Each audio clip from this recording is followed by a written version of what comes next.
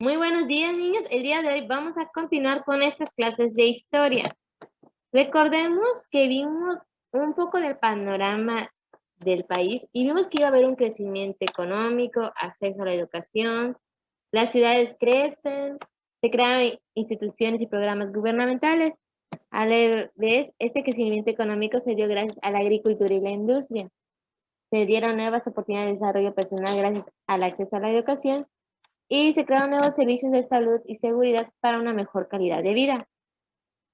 Los gobiernos tuvieron el reto desde 1917, que terminó la revolución, hasta los 80, de resolver los problemas económicos heredados por la revolución y cuestiones pasadas. Todo eso se dio entre 1920 y 1980. Hoy vamos a hablar del impulso económico, que fue un ir y venir de la economía, es decir, que a veces estaba muy bien el país, pero en otras ocasiones no.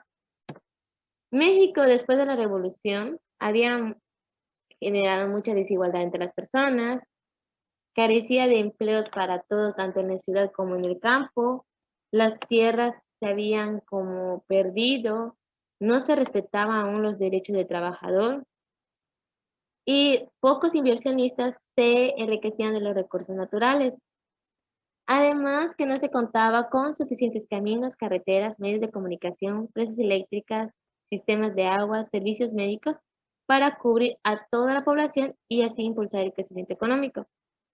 Los recursos económicos del gobierno se generaron gracias a préstamos extranjeros, lo que ocasionó altos intereses.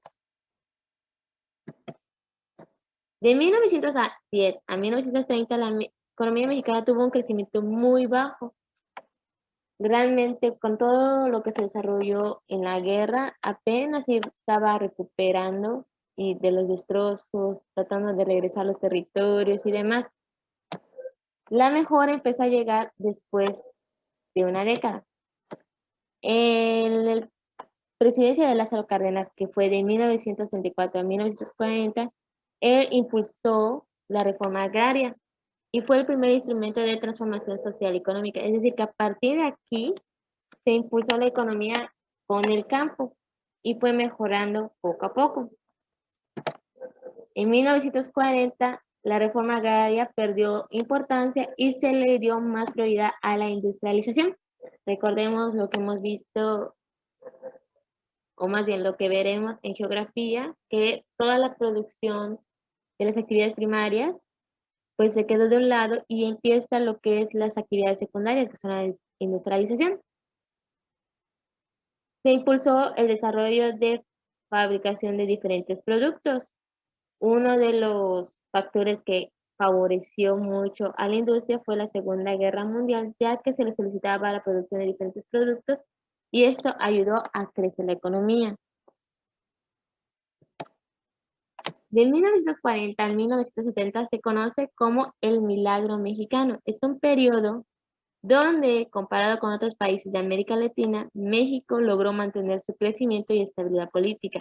Es decir, que iba en aumento, se crearon fábricas, se producía, había mucha estabilidad política, ya no había tanto cambio de presidencia. De hecho, a partir de Lázaro Cárdenas, ya las presidencias duraban 6 años y había nuevos candidatos. Recordemos también lo de la creación de partidos políticos, donde había cierta competencia, a pesar de que seguía ganando el mismo partido, pero ya había mayor estabilidad. Sin embargo, el milagro mexicano tuvo algunos efectos contraproducentes.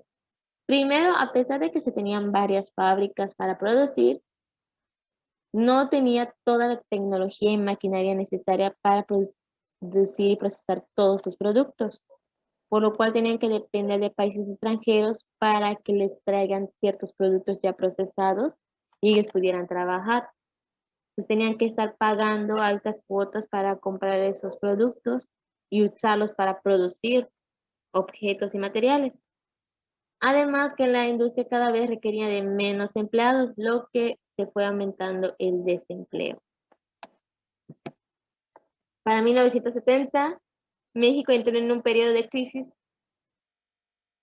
y la inversión al campo, como era ya escasa, se empezó a perder los terrenos, ya no había tanta producción y demás. O sea, tenían algunos problemas del área de salud y la educación. Hubo mejoras en esta parte, pero en la economía estábamos muy mal. Entonces, para querer intentar mejorar la economía, México solicita préstamos a países extranjeros, lo que creó más deudas. Para 1978 se descubrieron grandes yacimientos de petróleo, es decir, que se descubrieron como minas o lugares para poder extraer petróleo. Eso fue más en el Golfo de México. Y como pues necesitaban procesar y demás para producir lo que es Pemex, Petróleos Mexicanos, solicitaron préstamos. El petróleo en ese momento había aumentado su precio a nivel internacional, era muy valorado. Entonces México se sentía con la confianza de poder pagar. Dijo, pues ya que encontré petróleo, lo puedo vender muy bien, así que voy a prestar dinero para poderlo procesar y lo puedo pagar. Pero desgraciadamente no fue así, ya que en 1981 el precio del petróleo bajó y al bajar a nivel mundial se vieron afectadas las finanzas del país, sobre todo por los altos intereses que ya teníamos con los préstamos. Esto provocó el empobrecimiento de la mayoría de la población y el aumento de desempleo y el incremento de los precios en los productos básicos. Es decir, que hubo las deudas eran tan altas que incluso se tuvo que cerrar muchas empresas, aumentó el precio de los productos, había mucha pobreza, muchos niños con hambre, fue muy terrible, ya lo iremos viendo más adelante. Entonces, ¿qué aprendimos? Hubo momentos que la economía mejoró gracias a un inicio que invirtieron al campo, después a la industria y después a la explotación petrolera. Sin embargo, para invertir en todo eso se hacían deudas con otros países. Y como empezó a perder el precio del petróleo, esas deudas crecieron más y más, lo que provocó que muchas personas perdieran su trabajo y aumentara la pobreza.